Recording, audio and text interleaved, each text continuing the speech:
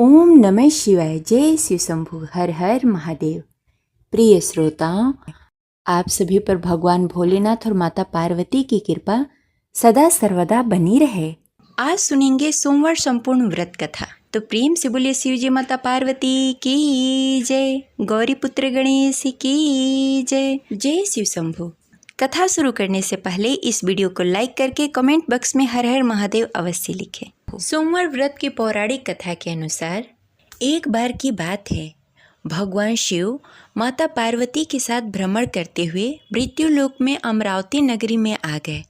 वहाँ के राजा भगवान शिव के परम भक्त थे। राजा ने एक शिव जी का मंदिर बनवाया था।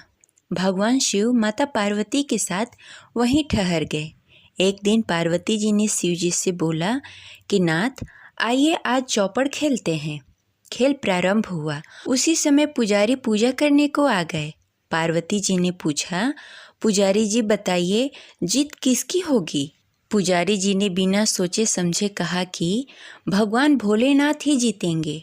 किंतु अंत में जीत पार्वती जी की हुई। पार्वती जी ने मिथ्या भाषण के कारण पुजारी जी को कोढ़ी होने का श्राप दे दिया। पुजारी जी कोढ़ी हो गए। कुछ दिन बाद देवलोक की अप्सराएं पूजा करने के लिए आई और पुजारी जी को देखकर उन्होंने कोढ़ी होने का कारण पूछा।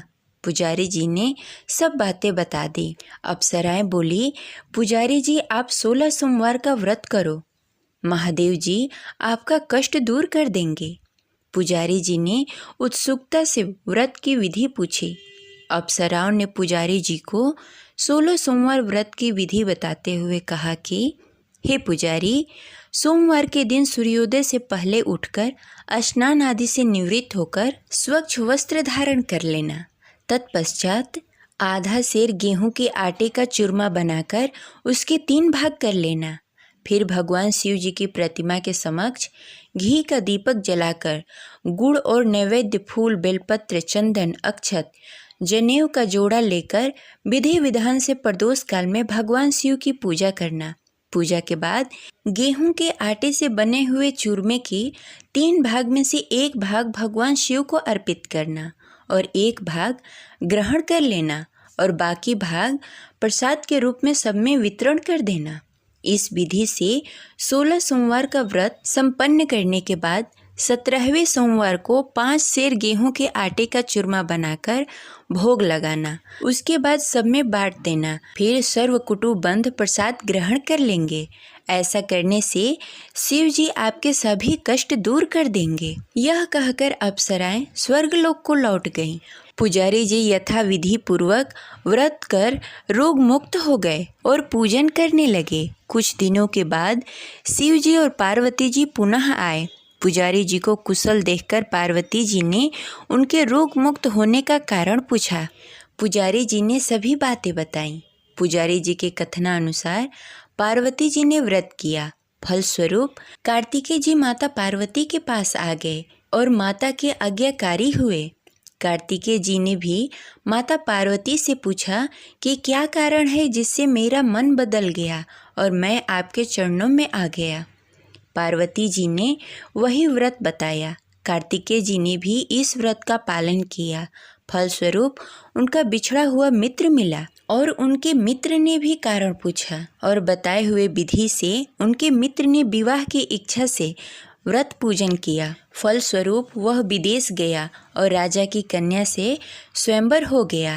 राजा का प्रण था कि हाथनी जिसको माला पहनाएगी उसी के साथ राजा की पुत्री का विवाह होगा। वह ब्राह्मण कुमार भी स्वयंवर को देखने की इच्छा से एक ओर जा बैठा। हथनी ने माला इसी ब्राह्मण कुमार को पहना दी। धूमधाम से विवाह हुआ। तत्पश्चात दोनों सुख से रहने लगे। एक दिन राजकन्या ने पूछा कि आपने कौन सा पुण्य किया जिससे राजकुमारों को छोड़कर हथनी ने आपको चुना? ब्राह्मण ने 16 सोमवार का व्रत का सब विधि बताया। राजकन्या ने पुत्र प्राप्ति की इच्छा से व्रत किया और सर्वगुण संपन्न पुत्र प्राप्त किया। बड़े होने पर पुत्र ने पूछा, माता जी किस पुण्य से आपको मेरी प्राप्ति हुई? राजकन्या ने सब विधि पूर्वक 16 सोमवार का व्रत बताया। पुत्र राज्य की कामना से व्रत करने लगा।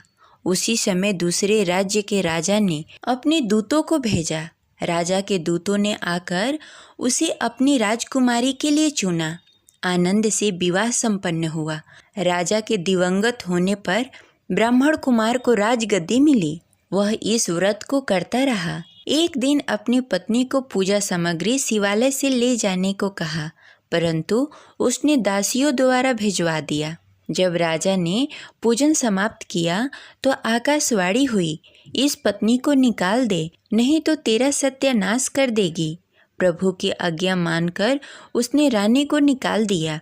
रानी भाग्य को कोसते हुए नगर में एक बुढ़िया के पास आई। उसका हाल देखकर बुढ़िया ने उसके सिर पर सूत की पोटली रखकर बाजार भेजा। रास्ते में आंधी आई और पोटली उड़ गई। बुढ़िया ने उसे फटकार कर बाहर निकाल दिया। वहाँ से वह रानी तेली के यहाँ पहुँची और तेली का सारा बर्तन चटक गया। तेली ने भी उसे निकाल दिया।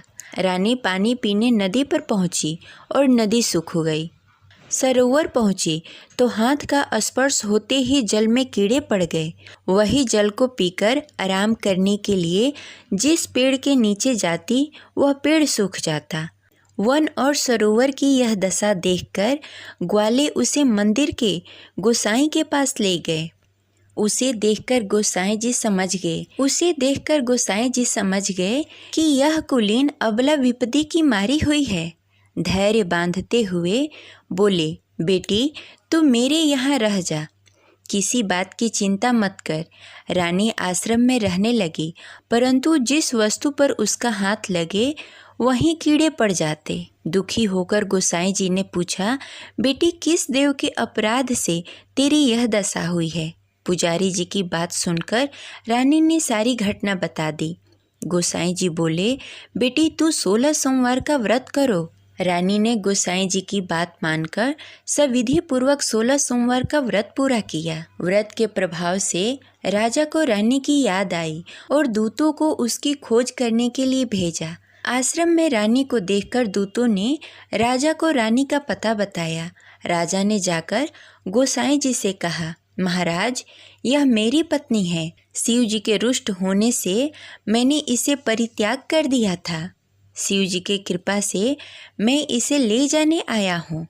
कृपा करके इसे जाने की आज्ञा दें। गोसाई जी ने आज्ञा दे दी। राजा रानी को नगर में लेकर आए और नगर वासियों ने नगर सजाया, बाजे बजाने लगे और मंगलाचार हुआ। तत्पश्चात शिव जी की कृपा से प्रतिवर्ष 16 सोमवार का व्रत कर वह रानी के साथ सुखपूर्वक रहने लगे।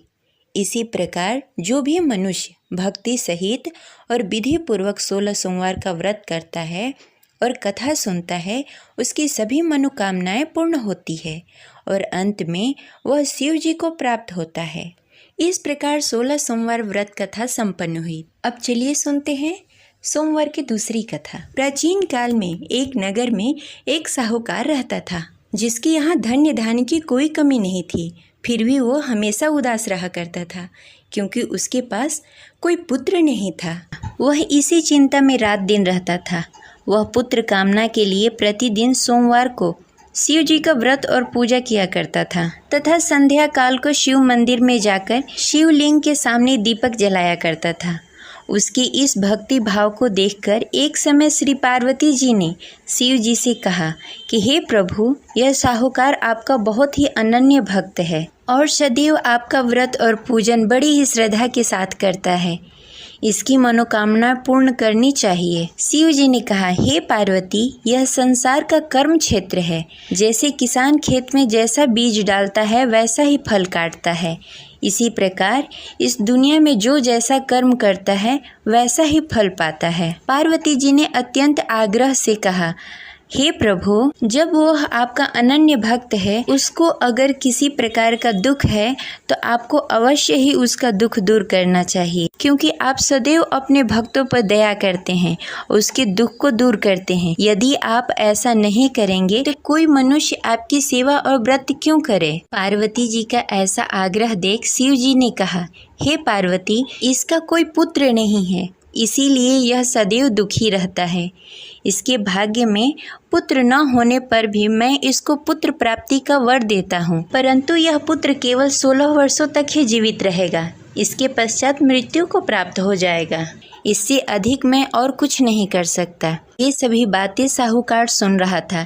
इससे उसको न कोई प्रसन्नता हुई और न ही कोई दुख हुआ। वह पहले जैसा ही शिव जी का व्रत और पूजन करता रहा। कुछ काल व्यतीत होने के पश्चात साहूकार की पत्नी गर्भवती हुई और 10वें महीने उसने पुत्र को जन्म दिया। साहूकार के घर में बहुत ही खुशी मनाई गई, परंतु साहूकार उसके 16 साल की आयु जानकर कुछ अधिक प्रसन्न नहीं हुआ। यह बातें उसके घर वालों को मालूम नहीं था। विद्वान पंडितों ने उसका पुत्र का नाम अमर रखा। जब अमर 12 वर्ष का हुआ तो उसे शिक्षा प्राप्त करने के लिए काशी भेजने का निश्चय हुआ। व्यापारी ने अमर के मामा को बुलाया और कहा कि अमर को शिक्षा प्राप्त करने के लिए काशी छोड़ आओ। अमर अपने मामा के साथ शिक्षा प्राप्त करने के लिए चला गया। रास्ते में जहां अमर और उसके मामा विश्राम करने के लिए ठहरते, वहीं यज्ञ करते और ब्राह्मणों को भोजन कराते। लंबी यात्रा के बाद अमर और उसके मामा एक नगर में पहुंचे। उस नगर में राजा की कन्या के विवाह की खुशी में सभी नगर को सजाया गया था। निश्चित समय पे बारात आ गई, लेकिन वर का पिता अपने बेटे की एक आंख से काने होने के कारण बहुत चिंतित था। उसे इस बात का भय सता रहा था कि राजा को इस बात का पता न चले, कहीं वह विवाह से इनकार न कर दे, इससे उसकी बदनामी होगी। वर के पिता ने अमर को देखा। उसके मस्तिष्क में एक विचार आया। उसने सोचा, क्यों न इस लड़के को दुल्हा बनाकर राजकुमारी से विवाह करा दूं। विवाह के बाद उसको धन देकर विदा कर दूंगा और राजकुमारी को अपने नगर ले जाऊंगा। वर के पिता ने इसी संबंध में अमर और उसके मामा से बातें। अमर के मामा ने धन मिलने के लालच में वर के पिता की बातें मान ली। अमर को दूल्हे का वस्त्र पहनाकर राजकुमारी चंद्रिका से विवाह करा दिया। राजा ने बहुत सारा धन देकर राजकुमारी को विदा किया।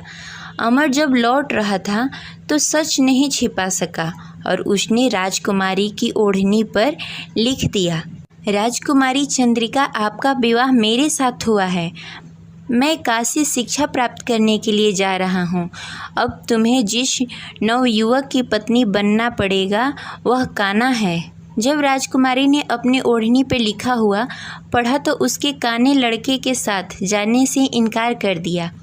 राजा ने सब बातें जानकर राजकुमारी को महल में रख लिया और उधर अमर अपने मामा के साथ काशी पहुँच गया। अमर ने गुरुकुल में पढ़ना शुरू कर दिया। जब अमर की आयु 16 वर्ष पूरी हो गई, उसने एक यज्ञ किया। यज्ञ की समाप्ति पर ब्राह्मणों को भोजन कराया और सभी को अन्न और वस्त्र दान किए। रात्रि को अमर अपने शयन कक्ष में सोने के लिए चला गया। शिव जी के वरदान के अनुसार शयन अवस्था में अमर के प्राण पखेरु उड़ गए। सूर्योदय पर मामा अमर को मृत देखकर रोने लगे। आसपास के लोग भी एकत्र होकर दुख प्रकट करने लगे। मामा के रोने विलापने का स्वर समीप से गुजरते हुए भगवान शिव और माता पार्वती ने सुन लिया। पार्वती जी ने शिव जी से कहा, मुझे इसके रोने का स्वर सहन नहीं हो रहा है। आप इस व्यक्ति के कष्ट अवश्य दूर करें। भगवान शिव जी ने पार्वती जी के साथ अदृश्य रूप में समीप जाकर अमर को देखा तो पार्वती जी से बोला, हे पार्वती, यह तो वही व्यापारी का पुत्र है। मैंने इसे 16 वर्ष तक की आयु का वरदान दिया था। इसकी आयु पूरी हो गई है। पार्वती जी ने फिर भगवान शिव जी से निवेदन किया, हे प्रभु, आप इस लड़के को जीवित करें, नहीं तो इसके माता पिता पुत्र की मृत्यु के कारण रो रो कर अपने प्राण त्याग देंगे। इसके पिता तो आपके परम भक्त हैं, जो वर्षों से सोमवार का व्रत करते हुए भोग लगा रहा है। पार्वती जी के आग्रह करने पर भगवान शिव ने उस लड़के को जीवित होने का वरदान दिया और कुछ ही पल में वह जीवित होकर उठ गया। शिक्षा प्राप्त करने के बाद अमर अपने मामा के साथ अपने नगर की ओर चल दिया। दोनों चलते चलते उसी नगर पहुँचे जहाँ अमर का विवाह हुआ था। उस नगर में भी अमर ने यज्ञ का आयोजन किया। समीप से गुजरते हुए नगर के राजा ने यज्ञ का आयोजन देखा। राजा ने अमर को तुरंत पहचान लिया। यज्ञ समाप्त होने पर राजा ने अमर और उसके मामा को महल में लेकर गए और कुछ दिनों तक उन्हें महल में ही रखा। उसके पश्चात बहुत सारा धन वस्त्र देकर राजकुमारी के साथ विदा किया। रास्ते में सुरक्षा के लिए राजा ने बहुत सारे सैनिकों को भी साथ में भेजा। मामा ने नगर में पहुंचते ही एक दूत को घर पर भेजकर अपने आगमन की सूचना भेज दी। अपने बेटे अमर के जीवित वापस लौटने की सूचना से व्यापारी बहुत प्रसन्न हुआ। व्यापारी ने अपने पत्नी के साथ स्वयं को एक कमरे में बंद कर रखा था। भूखे प्यासे रहकर व्यापारी और उसकी पत्नी बेटे की प्रतीक्षा कर रहे थे।